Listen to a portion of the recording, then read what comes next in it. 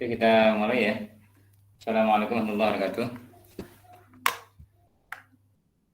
Waalaikumsalam warahmatullahi wabarakatuh, Pak. Ya, sebelumnya mohon maaf atas keterlambatan yang cukup lama ya, karena ternyata hari ini lalu lintas jauh dari biasanya, jauh lebih lama, meskipun pulangnya relatif cepat. Oke, hari ini kita melanjutkan terkait dengan materi. Jadi kalau sebelumnya kita telah membahas tentang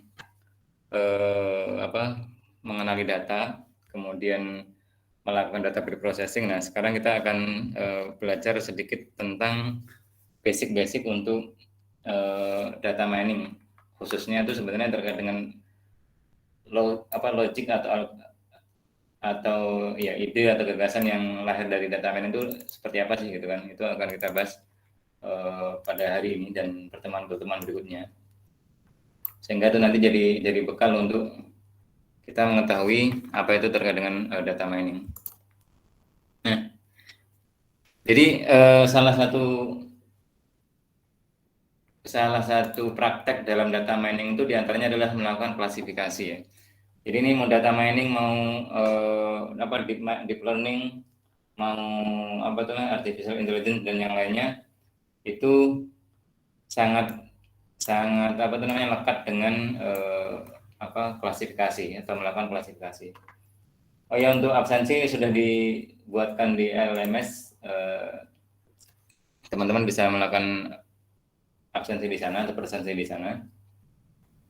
Mau chat juga silakan, tapi karena waktu itu atas usulan dari mahasiswa untuk menambahkan link untuk absensi di LMS ya. Oke, jadi klasifikasi itu pengelompokan ya. Kita melakukan pengelompokan atau melakukan kategorisasi atas data. Dan itu biasanya konsepnya adalah ada yang dijadikan sebagai prediktor, ya kan? Namun ada juga yang dijadikan sebagai respons gitu. Atau ada dijadikan sebagai input dan ada yang dijadikan sebagai output. Maksudnya apa? Jadi ketika kita melakukan klasifikasi itu kita akan mengidentifikasi satu data atau kelompok data atau dataset untuk diprediksi apakah itu masuk kelompok tertentu atau tidak gitu. Jadi ada istilahnya ada prediktor, ada juga responnya atau ada input, ada output. Konsepnya adalah begini. Waktu awal-awal kelas data mining dulu pernah disampaikan bahwa di antaranya adalah untuk memprediksi perilaku belanja, kemudian untuk memprediksi resiko gagal bayar atas suatu kredit dan yang lainnya gitu kan. Nah, itu contoh waktu itu yang kita sampaikan di awal. Nah, pola prediksi seperti itu bisa menggunakan klasifikasi gitu ya. Jadi polanya adalah nanti ada data yang dijadikan sebagai bahan untuk membuat model, kemudian ada juga data yang kemudian diprediksi. Nah, memprediksinya itu berdasarkan dengan tuples atau sebenarnya atau atribut atau kolom-kolom atau kolom-kolom yang ada di dalam dataset yang dimiliki tadi. Gitu. Aktivitasnya apa atau tugas-tugas apa kegiatan dilakukan apa itu yaitu membuat model, ya kan? Atau belajar untuk membuat model untuk memetakan masing-masing atribut tadi, gitu. Yang mana yang dipakai untuk memetakan tadi itu sudah predefined kelasnya. Kelasnya itu atau kategorinya itu atau kelasnya tadi sudah ditentukan, sudah ada gitu. Sudah terlabeli. Jadi nah ini contohnya ini.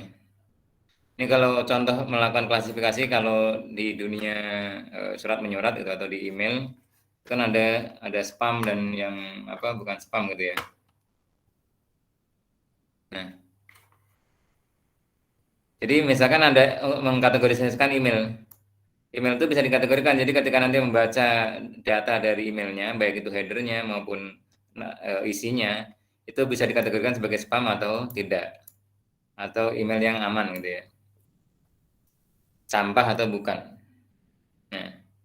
Itu juga digunakan untuk dalam dunia ini kedokteran gitu ya, untuk mengidentifikasi apakah tumor itu ganas atau tidak, itu berdasarkan dengan hasil dari MRI-nya gitu, atau hasil dari scan-nya, atau hasil dari pemeriksaan secara grafisnya gitu kan, yang biasanya pakai CT scan dan sejenisnya, atau menggunakan ronsen gitu ya. Itu nanti kemudian bisa di apa tuh namanya, bisa mengidentifikasi status dari kanker tadi sudah seperti apa. Atau mungkin kalau contohnya di sini untuk apa tuh namanya, klasifikasi galaksi gitu kan. Itu nanti galaksinya bentuknya spiral atau yang apa tuh namanya, elip gitu dan seterusnya. Itu contoh apa itu klasifikasi ya. Kalau untuk data mahasiswa ya diantaranya misalkan lulus dan nggak lulus gitu kan, atau mungkin apa tuh namanya, ada remet atau tidak gitu kan, atau kemudian lancar atau tidak dan seterusnya, atau mungkin nilainya bagus atau biasa saja atau nilainya kurang dan seterusnya, itu adalah termasuk klasifikasi. Nah, ini contoh nih, contoh datanya itu ada ini pola-pola logiknya ya nanti. Jadi ini ada data yang di atas ini sebetulnya adalah training set atau untuk melatih model, ya kan? Itu dipakai untuk mengindus atau untuk membuat model. Jadi dari data ini itu menggunakan learning algorithm, ada algoritma untuk pembelajarannya gitu kan. Kemudian dari algoritma ini tadi dan data ini terbentuklah model, ya kan, sehingga membentuk model. Model ini tadi dipakai untuk memprediksi data yang serupa gitu, tapi belum terkategorisasi. Jadi contohnya ini adalah kelasnya itu apa tuh namanya, yang sini sudah terisi, yang ini belum. Nah, case-nya adalah data 1, data apa 11, 12 dan seterusnya ini mau diprediksi nih nilainya apa, gitu. Itu ya. Jadi konsepnya klasifikasi seperti itu. Jadi ada yang dijadikan data itu dipecah, dipotong menjadi 2. Ada yang dijadikan untuk training, ada yang dijadikan untuk tes. Training ini digunakan untuk apa? Digunakan untuk membuat model, membuat algoritma, membuat apa itu namanya? Ya, model istilahnya bahasa ini, yang mau dia deep learning, mau artificial intelligence atau data mining, yaitu model. Jadi data yang 10 baris ini dijadikan untuk model. Apa itu yang bisa diambil dari sini? Jadi ketika dia ini ada atribut 1, 2, 3 dan ada 3 atribut ya. Kalau yang ini nggak dianalisis, kenapa? Karena antara yang ID nomor 1, 2, 3 dan seterusnya itu tidak menjadi penentu. Itu hanya kebetulan urutan datanya saja ya. Nah, tapi yang dilakukan apa?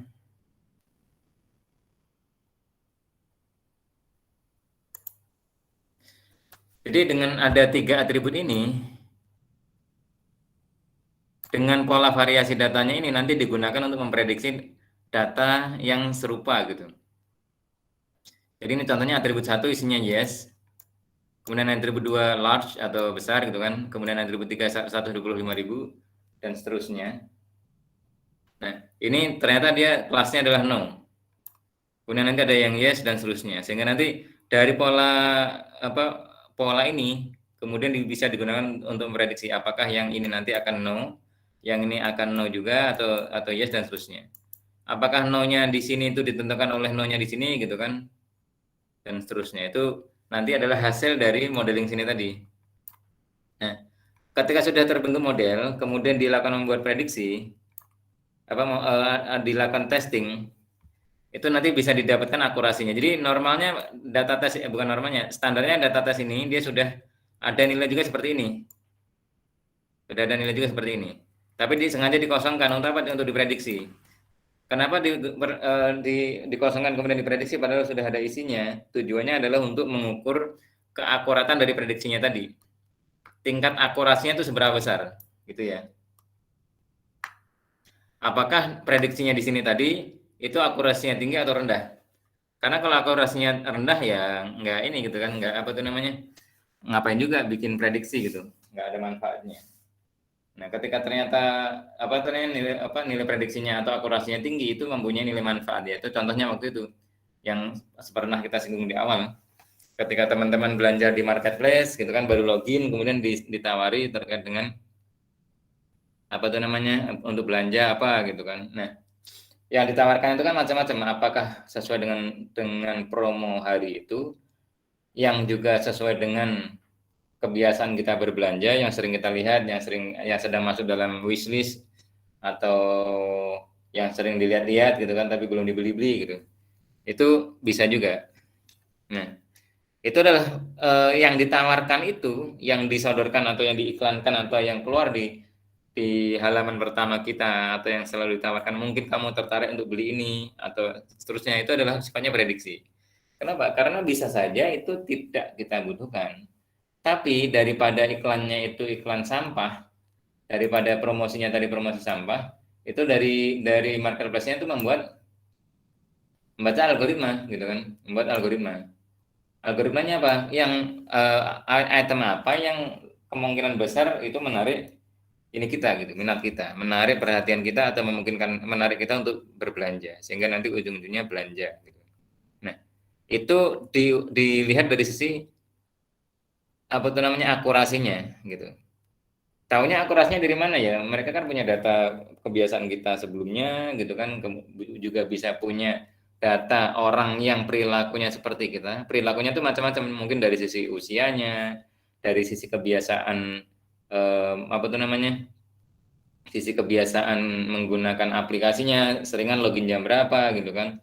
Dari aplikasi apa, maksudnya atau dari device apa gitu kan, kemudian jam berapa sampai jam berapa yang dilihat apa-apa saja gitu kan, biasanya ngapain. Nah, orang-orang yang perilakunya mirip dengan kita itu dijadikan sebagai bahan untuk memberi saran kepada kita apa yang untuk ditampilkan di halaman kita. Nah, ini jadi ini adalah kata ini orang pertama, ini orang kedua dan seterusnya. Artinya kebiasaan orang-orang ini tadi yang kombinasi dari atribut pertama, kedua dan ketiga itu mirip dengan yang di bawah ini itu dijadikan sebagai acuan untuk memprediksi yang di sebelah sini gitu ya. Tapi di sini prediksinya adalah dari sisi klasifikasi gitu ya. Klasifikasi itu apa ya? Cuman ini pengelompok, apakah kalau ini contohnya iya atau tidak gitu kan. Lulus atau tidak lulus, rajin atau tidak rajin, atau misalkan apa namanya macet atau tidaknya gitu. Nah, ini contoh klasifikasi. Nah, tekniknya banyak. Jadi apa tuh namanya? Ada decision tree gitu ya. Metode-metode yang digunakan itu banyak. Ada decision tree, ada rule based method, kemudian ada nearest network atau KNN, berapa K tetangga yang terdekatnya gitu atau network yang terdekatnya. Kemudian juga ada neural network, deep learning dan seterusnya. Nah, itu dari sisi metodenya banyak. Apakah masing-masing mengeluarkan hasil yang sama? Beda biasanya. Apakah ada yang paling baik untuk semuanya? Tidak ada. Yang ada adalah ada yang terbaik untuk karakter data tertentu.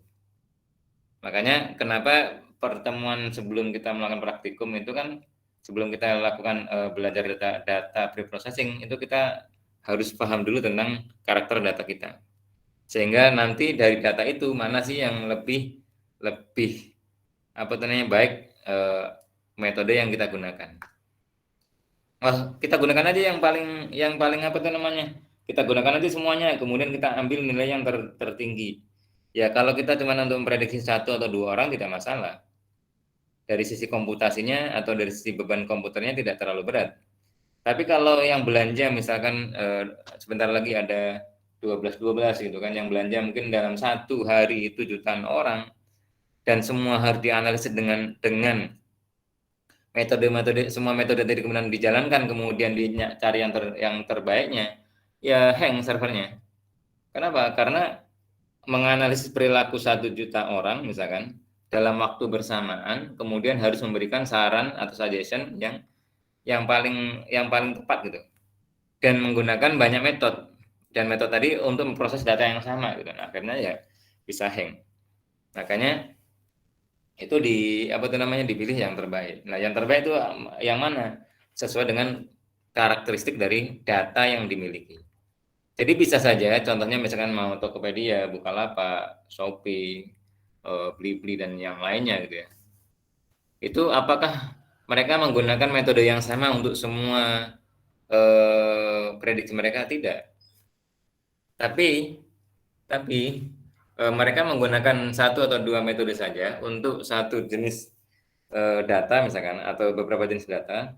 Tapi untuk beberapa jenis data yang lain dilakukan dengan metode yang lain yang lebih sesuai, lebih cocok dengan karakteristik datanya.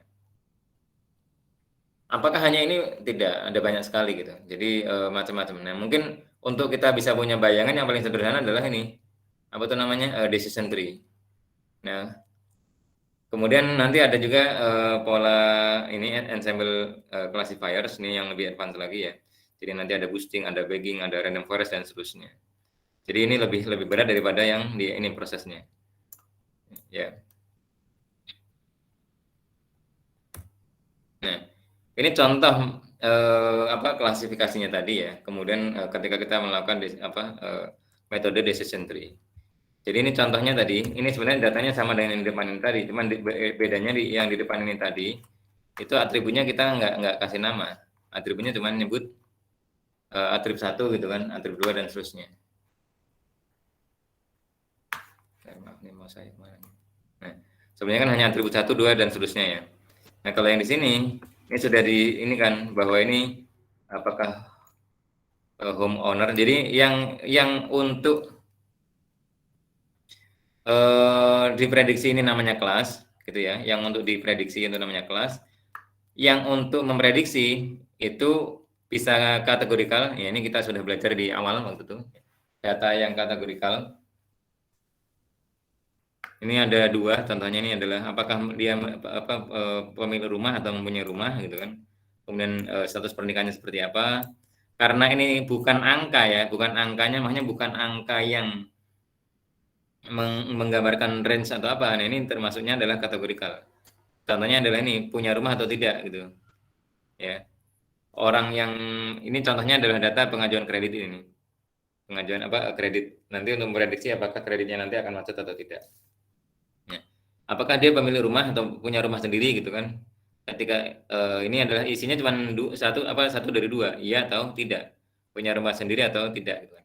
Kemudian status pernikahannya ini bisa lebih dari dua. Ya, ini contohnya adalah single atau belum menikah, kemudian married atau menikah, kemudian bisa juga divorce atau sudah berpisah, apakah bercerai ataupun mungkin karena ini meninggal gitu. Jadi duda atau janda.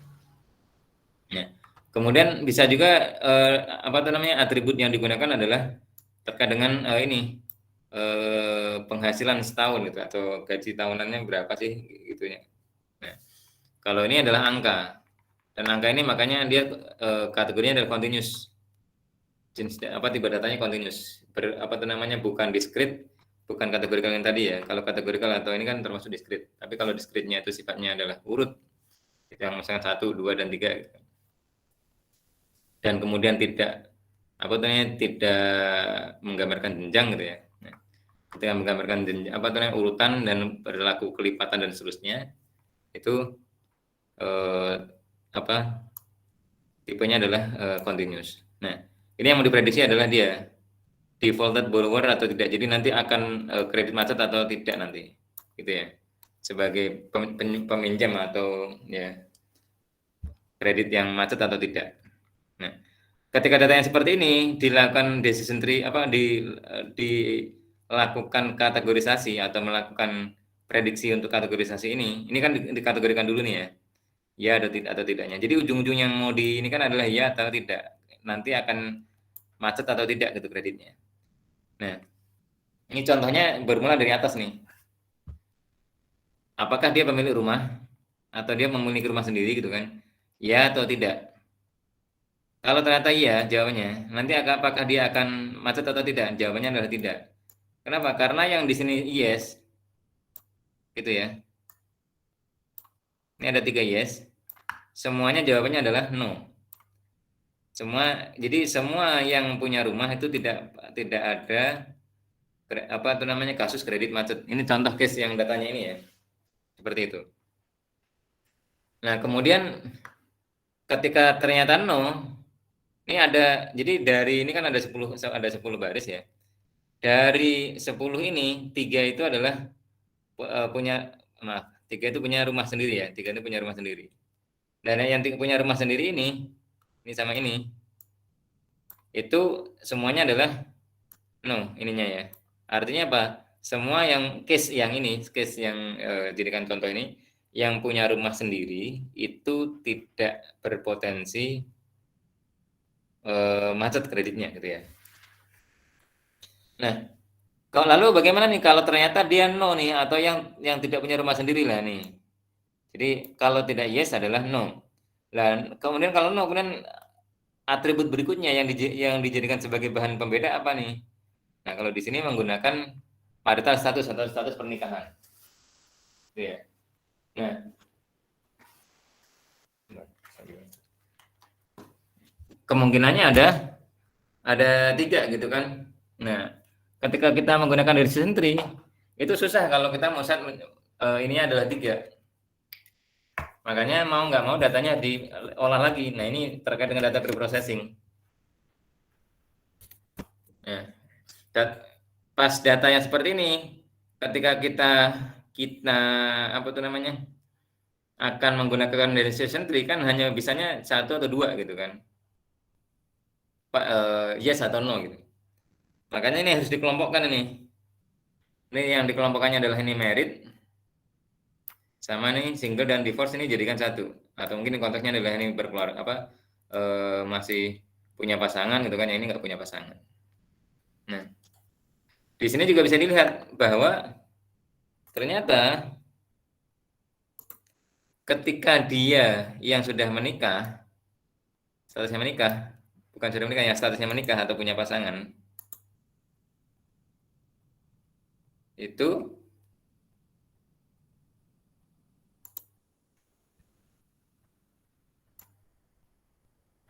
ya ini nggak apa tuh namanya, nggak macet, ini juga nggak macet, kemudian mana lagi, ini juga nggak macet, sehingga bisa disimpulkan ketika dia nggak punya rumah sendiri tapi gitu kan, statusnya adalah married atau menikah, itu dia nanti tidak akan macet berdasarkan dengan contoh data ini tadi gitu kan. Lalu bagaimana kalau ternyata dia adalah tidak married, artinya ya ini single atau divorce tadi gitu ya.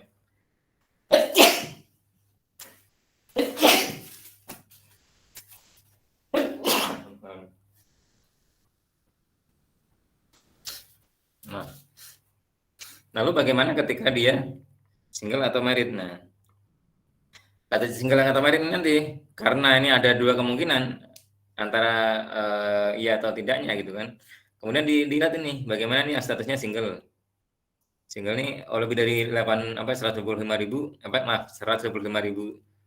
dolar misalkan penghasilannya setahun, itu ternyata dia enggak. Kemudian yang single lagi kalau 70.000 dia juga enggak, gitu kan.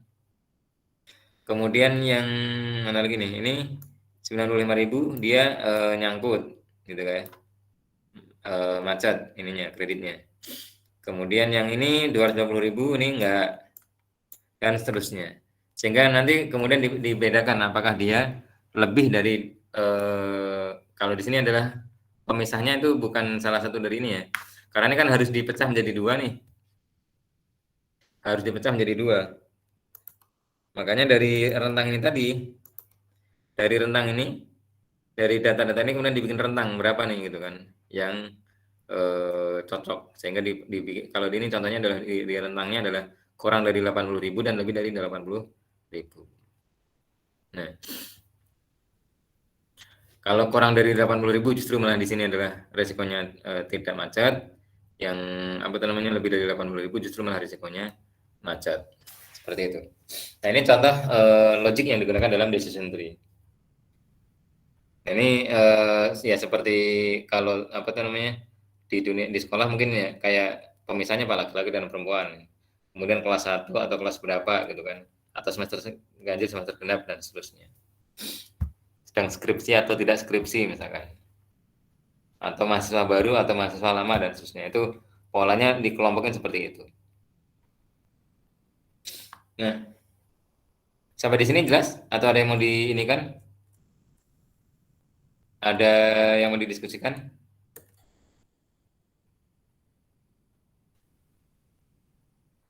Aduh.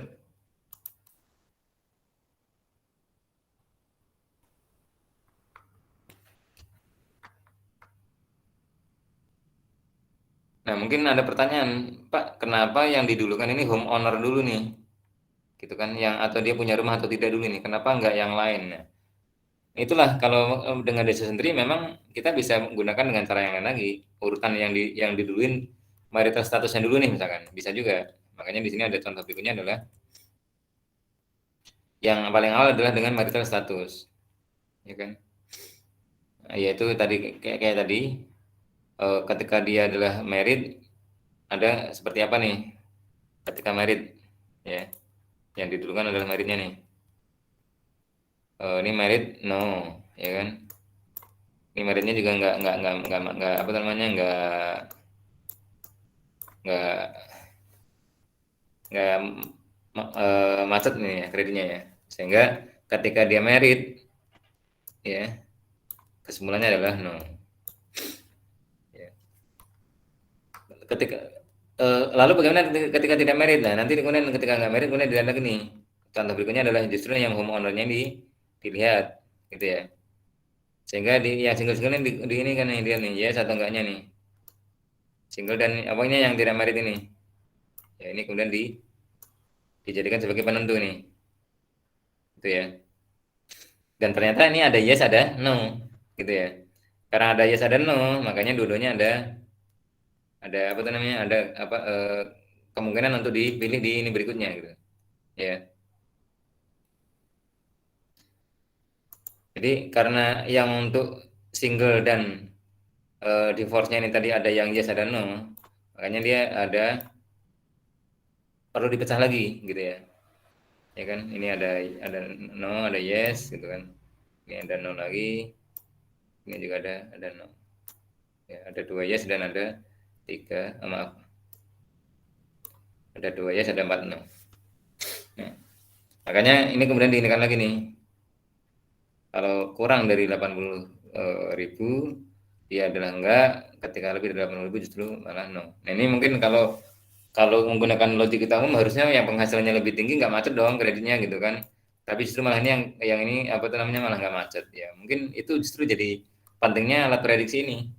Kalau pakai logika sederhana kan mungkin justru malah yang penghasilannya lebih tinggi lebih mampu untuk membayar gitu kan, tapi bisa jadi kenapa justru yang penghasilannya tinggi pada nyangkut gitu kan, atau ada yang nyangkut ya mungkin karena tadi merasa penghasilannya tinggi sehingga dia malah apa itu namanya boros kayak hidupnya ini sehingga menyebabkan gagal bayar atau kreditnya macet. Ini untuk menggunakan decision tree ya. Nah, makanya dari sini kemudian bisa dijadikan untuk mengetes, misalkan data ini nih digunakan untuk mengetes, gitu ya. Kalau dia nggak punya rumah sendiri, statusnya married, penghasilannya dia adalah apa itu namanya 80.000, kira-kira dia nanti akan macet atau enggak gitu kan. Kemudian dia dicek nih, pertama adalah Pak homeowner nih, no, berarti dia masuk ke sini. Kenapa? Karena dia nggak punya rumah sendiri. Statusnya apa? Dia married. Ternyata statusnya dia adalah married. Maka dia outcome dari prediksinya adalah dia tidak macet, kreditnya tidak macet. Seperti itu. Ya. Jadi apa tuh namanya? Bisa digunakan untuk memprediksi customer atau calon customer yang dengan karakteristik seperti ini tadi, kira-kira dia akan macet apa tidak kreditnya gitu ya. Kalau dulu kan orang harus mengecek ini itu apa BI checking segala macam. Ya sebenarnya BI checking pun dia juga digunakan untuk seperti ini juga, untuk memprediksi juga. Yang mana hasil dari BI checking tadi itu dipakai untuk, jadi misalkan dia ada berapa kredit yang sedang dijalankan, kemudian penghasilan apa rata-rata masuk di apa rekeningnya itu berapa, keluarnya berapa dan seterusnya, itu nanti bisa juga digunakan untuk memprediksi ininya. Apa itu namanya yang apa? Yang masih kosongnya tadi. Kelas yang masih belum terisi itu tadi.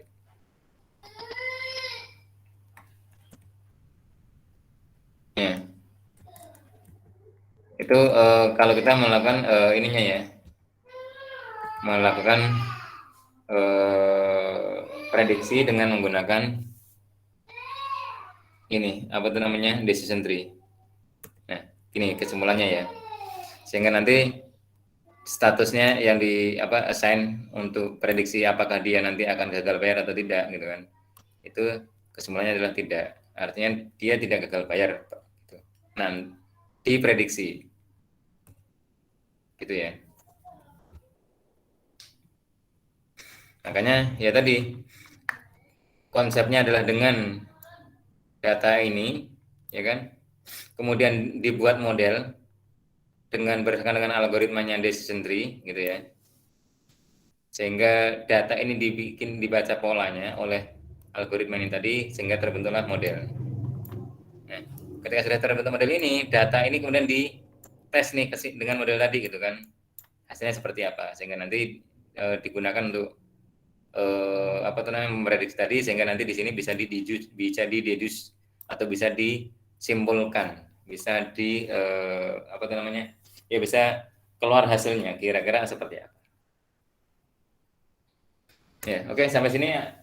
Silakan kalau ada yang mau didiskusikan atau ditanyakan terkait dengan klasifikasi dan juga logic decision tree.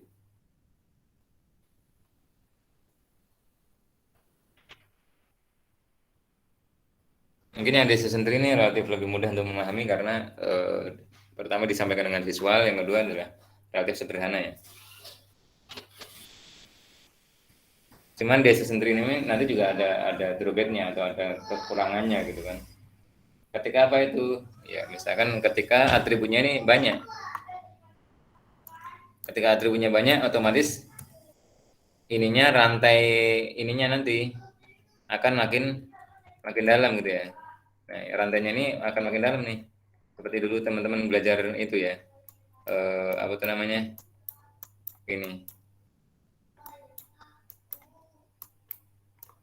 Belajar ini KPK dan FPK gitu kan. FPB. Itu kan ini turun sampai habis itu kan. Nah, kalau semakin banyak atributnya ini, kemudian rentangnya ini juga banyak gitu kan. Ketika melakukan prediksi makin lama prosesnya lebih lama gitu. Sehingga computing power yang dibutuhkan lebih tinggi. Tapi konsep tadi bisa mempermudah kita untuk memahami logik yang digunakan untuk melakukan prediksi, baik di khususnya di data mining ya.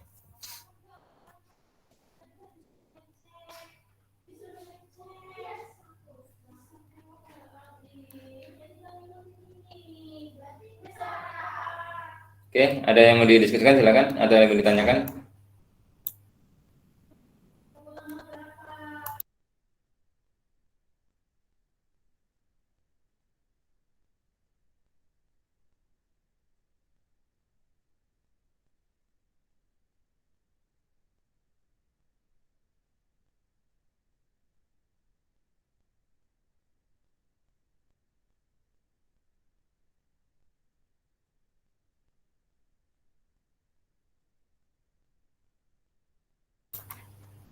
Tidak ada? Pak, mau tanya Pak, maaf. Uh, Ya, silakan. apa namanya klasifikasi ini maksudnya memang akan berpasangan dengan decision tree juga akhirnya atau memang bisa berdiri sendiri atau berdiri masing-masing seperti itu Pak? Oke, Untuk jadi gini, prosesnya. jadi klasifikasi itu kan ini ya, tadi kan intinya kan mengelompokkan atau memprediksi suatu kesimpulan ya, perkiraan apa memprediksi suatu kesimpulan atau output atau kelasnya tadi berdasarkan dengan kategori. Jadi kalau kategori ini itu tidak bicara misalkan berapa gitu ya, tapi bicaranya adalah ini either A atau B gitu kan, atau di sini tadi adalah contohnya yes atau no. Jadi klasifikasinya begitu gitu. Artinya maksudnya gini, konsepnya adalah untuk mengelompokkan data menjadi kelompok data yang kelasnya adalah no dan yes. Sehingga contohnya yang di sini yang belum ada kelasnya masih kosong ini, yang atau belum terklasifikasi ini, kemudian nanti bisa dikelaskan, bisa dibikin perkiraan pengelompokannya ini tadi, ini di sini yes atau no. Itu konsep klasifikasinya sendiri. Nah, kemudian untuk kita bisa mengklasifikasikannya tadi, gitu kan, bisa memprediksi dengan klasifikasi tadi itu toolnya banyak, ya, metodologinya banyak, gitu kan. Metodenya banyak seperti yang disampaikan di sini tadi. Nah, ini. Jadi apakah pasti menggunakan decision tree? Enggak pasti, bisa juga menggunakan dengan yang lain, gitu kan. Salah satu caranya adalah decision tree. Bisa juga nanti pakai rule base, gitu. Atau berdasarkan dengan rule. Jadi berdasarkan dengan metodenya itu berdasarkan dengan rule atau aturan. Kalau mungkin teman-teman bukan kalau mungkin, ketika teman-teman belajar programming gitu kan ada if else gitu kan. Itu kan dia langsung membaca kondisi. Ketika begini maka begitu gitu kan. Atau ketika tidak begini maka apa gitu. If else. Itu pakai rule base. Artinya apa? Ketika kita memprediksi sejak awal kita sudah memprediksi dulu gitu kan. Bukan sudah memprediksi, sudah membuat rule-nya seperti apa. Gitu. Sementara kalau decision tree ini tidak langsung membuat rule-nya dulu, tapi dia membaca polanya tadi, datanya tadi, dia mau ini kan seperti apa. Jadi kalau rule base itu if else-nya itu sudah ditentukan. Contohnya ini tadi adalah homeowner dulu gitu kan. Ketika dia adalah tidak homeowner maka apa? Ketika homeowner maka apa gitu kan. Terus gitu. Jadi metodologinya banyak. Bisa pakai decision tree yang tadi baru saja kita diskusikan, bisa rule based method gitu. Atau menggunakan nearest network. Nearest network itu terkait dengan yang ada di ini ya, tetangga terdekatnya gitu. Yang artinya apa? Yang perilakunya paling banyak kemiripannya. Jadi kalau decision tree itu kan bukan paling banyak kemiripannya, tapi yang paling yang sama di awal gitu kan. Tapi belum tentu kombinasi dari 3 atribut ini dia yang mirip gitu ya. Jadi kalau menggunakan decision tree tadi, kita misalnya adalah dia punya rumah atau tidak, langsung dipisah gitu kan. Tapi kalau nearest network itu adalah dari ketiga karakter ini tadi, itu yang banyak miripnya mana? Ini gitu ya. Jadi ketika memprediksi nomor 10 ini, itu dia adalah membaca dengan yang polanya mirip nih. No, ya kan dia masih single dan penghasilannya adalah 10.000. Dia gitu ya. Misalkan ini belum ada isinya ya. Dia kemudian nyari nih yang sama-sama no dan sama-sama single dan penghasilannya sekitar itu gitu. Sementara kalau dari decision tree tidak, dia sudah dipisah dari awal. Oke, mau misahnya dari mana dulu nih? Apakah dia punya rumah sendiri atau tidak gitu kan? Itu atau dari status pernikahannya dulu gitu kan? Itu kalau pakai decision tree. Tapi kalau menggunakan nearest neighbor atau tetangga terdekatnya gitu kan, itu adalah mencari apa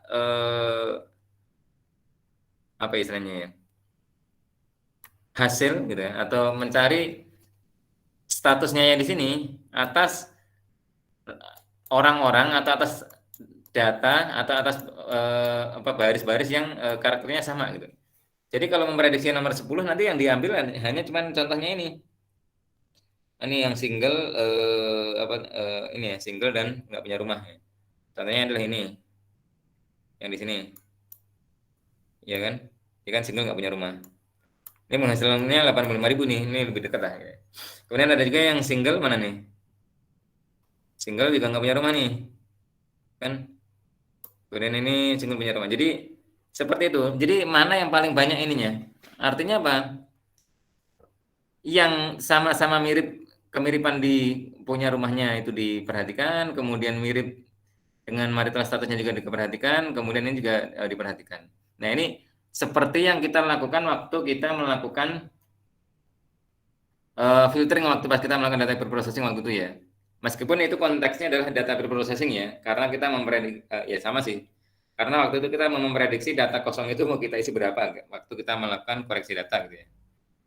Nah, itu. Cuman kalau ini konteksnya bukan melakukan koreksi data atau tidak melakukan data cleaning atau tidak melakukan ya data preprocessing, tapi di sini justru malah waktu praktek untuk analisisnya gitu, atau melakukan prediksinya.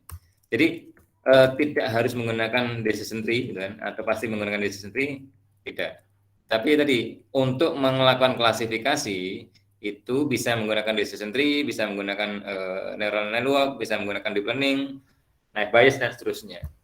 Nah, biasanya yang paling banyak dikenal orang, banyak mudah dikenal orang adalah naive Bayes, ya kan? Kemudian tadi decision tree sama neural network, apa yang sekarang sih yang paling ini adalah neural network ya. Tapi nearest neighbor juga banyak di ini kan. Nanti biasanya kalau pas lagi clustering segala macamnya gitu ya, itu nearest neighbor ini banyak digunakan. Jadi KNN biasanya. Seperti itu sih. Gimana, jelas atau malah bingung nih? Iya Pak, jelas Pak. Tapi nanti ini pembahasannya semua metode itu dibahas ya Pak? Wah, kalau dibahas nggak ujian-ujian kalian. 2 semester juga nggak selesai nih. Iya. Makanya Pak. ini konsepnya adalah bukan Konsepnya untuk aja ya. membahas semua metode, Oke tapi Pak. yang lebih realistis untuk kita bahas, kemudian lebih mudah untuk difahami dulu. Nanti kalau penasaran ya silakan ini riset lebih dalam gitu kan. Siap. Karena kalau disamakan semua akhirnya apa? Waktunya habis untuk membahas teori-teori Iya. yang serupa gitu kan. Kemudian nanti malah feelingnya tidak dapat gara-gara ya tadi waktunya sudah keburu habis. Baik Pak, terima Ya. kasih. Jadi nggak semuanya dibahas. Ya, tapi itu yang ini tadi disampaikan supaya ada gambaran nih bahwa bukan hanya satu jurus gitu ya, yang bisa digunakan banyak. Konsepnya ke sana. Iya, ini kalau tadi ini, nah algoritma untuk kalau ini tadi adalah metodenya, ya, ini tadi adalah metodenya ada banyak. Satu metode ini pun juga nanti juga banyak ininya algoritmanya gitu ya. Satu metode sendiri aja itu nanti juga banyak ininya algoritmanya. Kenapa banyak ya? Karena tadi untuk mengukur sesuatu itu ya banyak metodologi. Kayak sekarang misalkan teman-teman mengukur ketinggian apa tuh namanya? Ketinggian bangunan gitu kan. Kan memang diukur tingginya berapa meter. Tapi cara ngukurnya kan bisa pakai meteran, ya kan? Bisa pakai pipa atau bisa pakai HP dengan mengarahkan titik atas dan titik bawah kemudian dilakukan prediksi kira-kira dia ada berapa gitu kan dan seterusnya. Nah, itu contohnya. Nah, demikian halnya ketika kita melakukan klasifikasi dengan decision tree, prediksi klasifikasi dengan decision tree juga sama, ininya algoritmanya juga banyak. Ada Hans algorithm, ya kan? Ini termasuk yang awal-awal dulu, kemudian ada CART, ada ID3, C45 dan seterusnya. Jadi satu metode saja itu algoritmanya banyak. Apakah hasilnya sama? Kadang sama, kadang beda, gitu. Tapi logik yang ini kan adalah sama tadi untuk mengklasifikasinya tadi. Nah, perbedaan algoritma ini itu digunakan untuk tadi nih. Apakah ini dulu homeowner dulu, gitu ya? Seperti ini tadi. Apakah dia marital statusnya dulu, status pernikahannya duluan yang dijadikan sebagai pemisah awal, atau dia punya rumah atau tidak tadi, gitu. Nah, itu algoritma ini tadi yang akan membantu untuk ini kan ke sana. Dan juga terkait dengan kecepatan dia ngitungnya, gitu ya.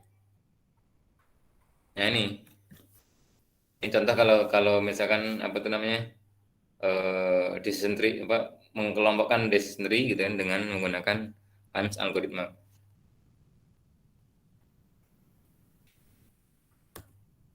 Jadi defaultnya adalah defaultnya iya atau tidak gitu kan.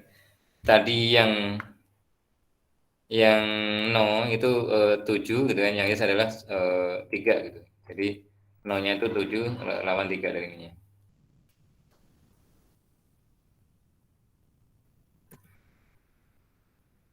Sama dengan kayak tadi ya, dia apakah dia punya rumah gitu kan. Ketika punya rumah, dia ini jawabannya adalah no. Kenapa? Karena no-nya itu adalah 3 dari total 3 gitu. Artinya keseluruhannya adalah no gitu ya. Karena ini tadi ini apakah dia defaultnya akan pilot atau akan gagal bayar atau akan nunggak gitu ya. Bukan nunggak sih. Kalau enggak nanti kan masih ini ya, gagal bayar lah intinya, jadi bangkrut. Nah, jadi kalau dari data-data ini tadi gitu kan, ketika dia adalah homeowner, itu statusnya adalah 3 dari 3. Ya, ini kan ada 3 nih. Karena kemungkinannya tadi kan cuma 2, yes atau no kan. Gitu, kemungkinannya adalah 2 yes atau no.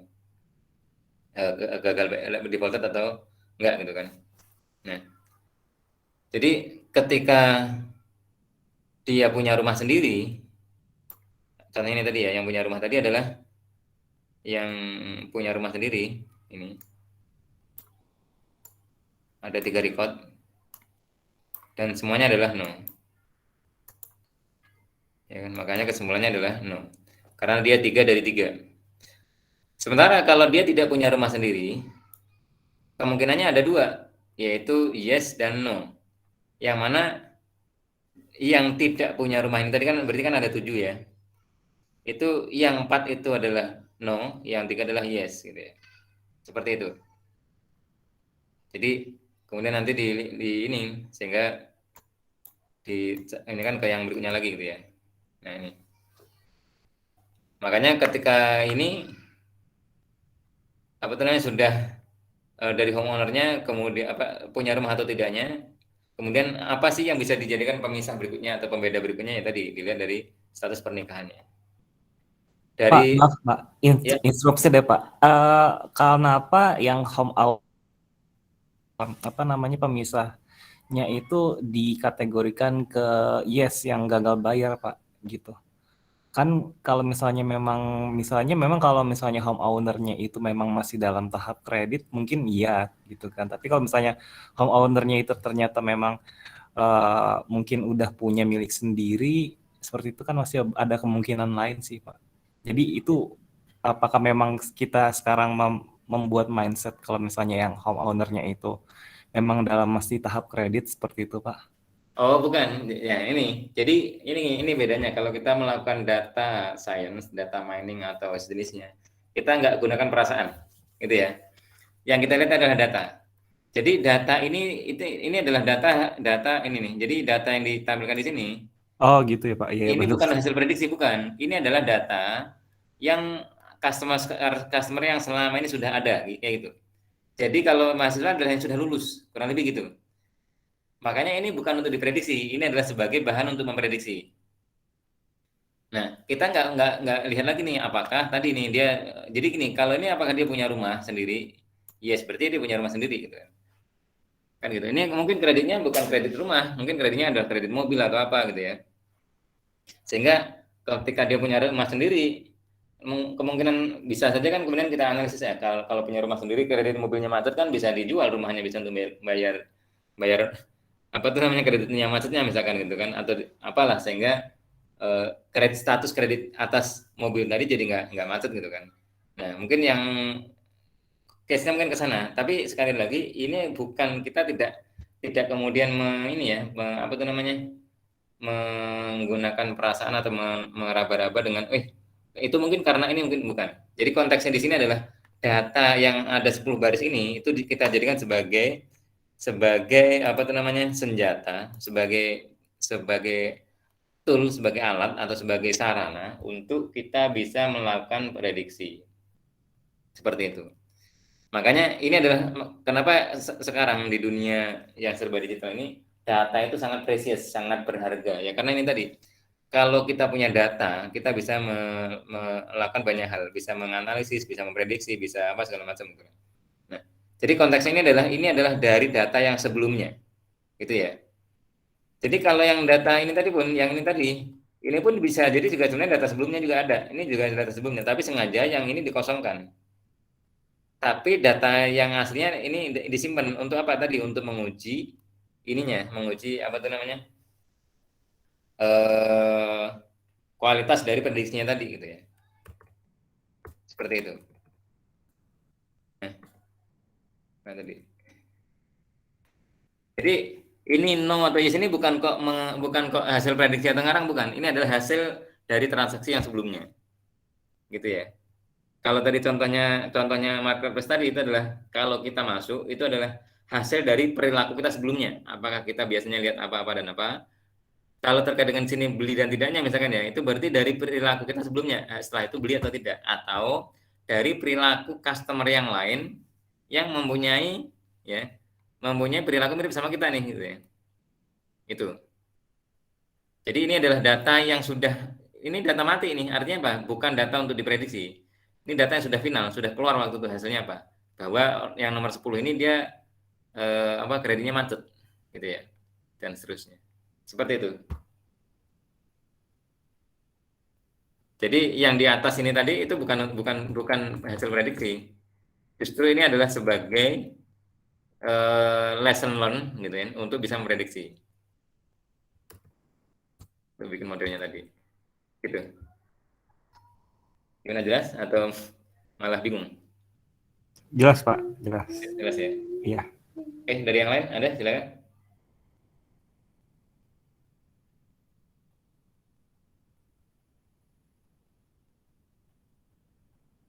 Oke. Nah, yang ini berikutnya adalah gini. Apa itu namanya?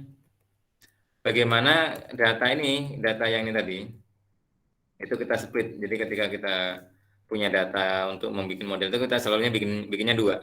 Bikinnya dua itu maksudnya gini, dipecah menjadi dua. Pecah menjadi dua gimana caranya? Apakah sama atau beda? Ya, biasanya nggak sama. Jadi kayak ini contohnya 15, yang 10 untuk training, yang 5 untuk tes gitu ya. Nah, yang jadi masalah adalah mana yang dijadikan ini. Mana yang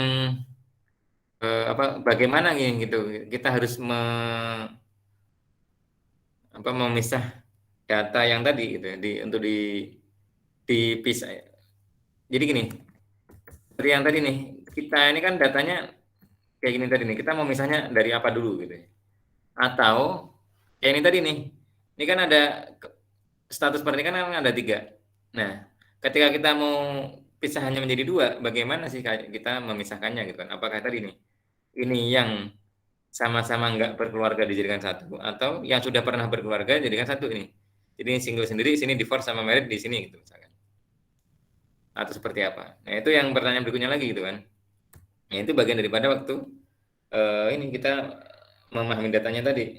Apakah kita mau fokus di mananya gitu? Apakah jadi di sini tadi ketika dia merit adalah kita untuk tahu apakah ada anggota keluarga lain yang bisa membantu untuk membayar kreditnya misalkan.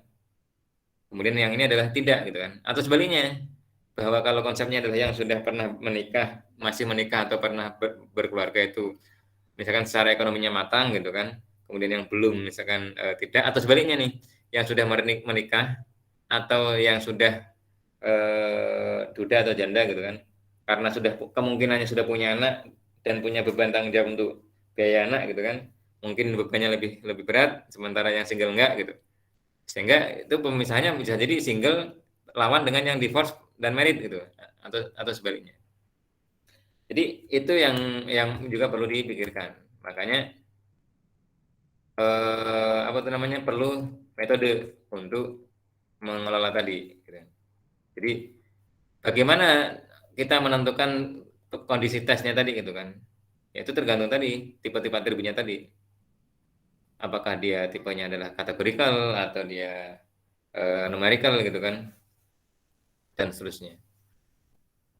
Kemudian setelah itu nanti dilakukan measure for evaluating goodness. Jadi dilakukan ini evaluasi untuk tingkat goodness-nya, tingkat bagusnya gitu kan. Tingkat kebagusan lah gitu dari tesnya tadi gitu. Nah, yang pertanyaan berikutnya adalah bagaimana nih gitu, kita harus berhenti gitu, memisah-misah tadi sampai titik mana gitu. Apakah setelah 2 langkah, setelah 3 langkah, atau setelah 100 langkah dan seterusnya, gitu ya. Nah, itu juga menjadi pertanyaan yang harus kita jawab. Apakah harus selalu lebih cepat ini kan tergantung domain datanya gitu kan. Karena beda data, kehati-hatiannya beda. Contohnya sekarang terkait dengan COVID, terkait dengan kanker, terkait dengan apa, itu pasti kehati-hatiannya jauh lebih tinggi daripada ketika melakukan prediksi status orang mau belanja atau tidak gitu. Kenapa? Kalaupun itu salah, risikonya nggak besar. Sementara kalau kanker atau COVID atau yang sejenisnya gitu kan, risikonya adalah hidup dan mati. Ada pasien dibawa, ini kira-kira ini termasuk kanker ganas atau tidak nih? Waduh, kayaknya enggak sih, gitu misalnya. Cuman kayaknya enggak. Gitu. Kalau dia salah, risikonya ternyata itu adalah ganas, risikonya adalah kematian. Nah, sebaliknya juga nih, kalau ternyata sebenarnya itu masih belum ganas gitu. Kemudian terlalu apa namanya overreacting, kemudian masukkan ICU dan seterusnya. Ternyata tidak terjadi apa-apa. Akhirnya apa? Pengeluaran besar, tindakan tidak banyak tindakan yang harus dilakukan, tapi sudah terlanjur keluar biaya yang besar. Itu juga nanti berpengaruh terhadap reputasi rumah sakit, berpengaruh terhadap reputasi dokter, berpengaruh terhadap kejiwaan dari pasien dan seterusnya gitu kan. Nah, sehingga tadi beda data, gitu kan, itu beda perilakunya, beda kehati-hatiannya, gitu. Makanya untuk kita berhenti sampai kapan untuk melakukan analisisnya tadi atau splitting tadi itu ya tergantung dari datanya. Jadi kadang juga ada perlu early termination atau di stop lebih cepat gitu ya di awal.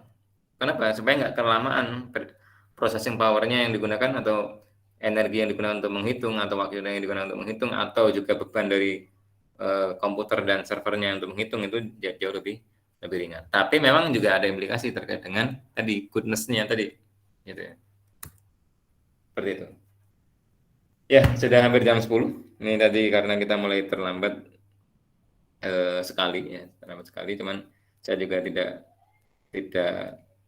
berhak untuk mengambil waktu teman-teman makin banyak lagi ya. Sementara kita cukupkan di sini. Sebelum kita tutup, kalau ada yang mau didiskusikan atau ditanyakan silakan.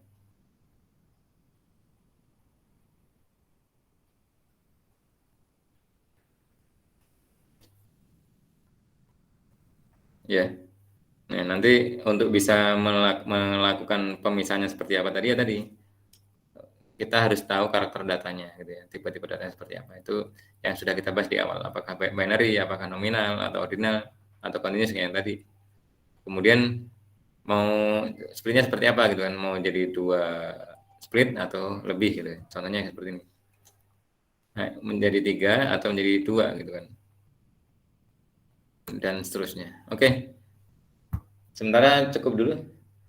Mohon maaf atas keterlambatan ini hari ini ya, sekali lagi mohon maaf.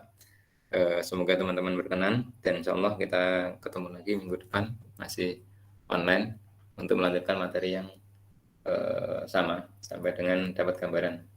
Nah, nanti untuk kelas ini saya tidak akan ambil terlalu banyak teori ya, karena jujur banyak sekali dan memang sebenarnya sih penting gitu. Tapi supaya exposure-nya dapat, jadi selain nanti kita belajar tentang klasifikasi ini, nanti kita juga belajar tentang ini apa itu namanya clustering gitu ya. Dan beberapa hal ininya setelah itu nanti baru kita praktek dengan menggunakan orange atau yang lainnya. Ya. Dan nanti prakteknya karena nanti melakukan itu ya bisa juga sekalian praktek data preprocessing, tapi dengan cara kalau kemarin di Excel yang kita bersihin di Excel gitu, data preprocessing di Excel, nanti bisa juga dengan tool yang kita gunakan untuk melakukan data mining. Ya mungkin seperti itu dulu. Sekali lagi mohon maaf. Insyaallah ketemu lagi minggu depan. Assalamualaikum warahmatullahi wabarakatuh. Selamat malam. Waalaikumsalam warahmatullahi wabarakatuh. Terima kasih, Pak. Ini materinya belum ada di LMS ya, Pak? Tadi sempat saya coba upload tapi mungkin belum ke ini. Nanti sebentar saya cek lagi. Kalau tadi pas di jalan sih saya sempat upload tadi dari ini. Cuman kalau belum nanti saya segera upload ya. Oke, Pak. Terima kasih, Pak. Oh ya Pak, maaf Pak, boleh usul nggak Pak? Ya, Pak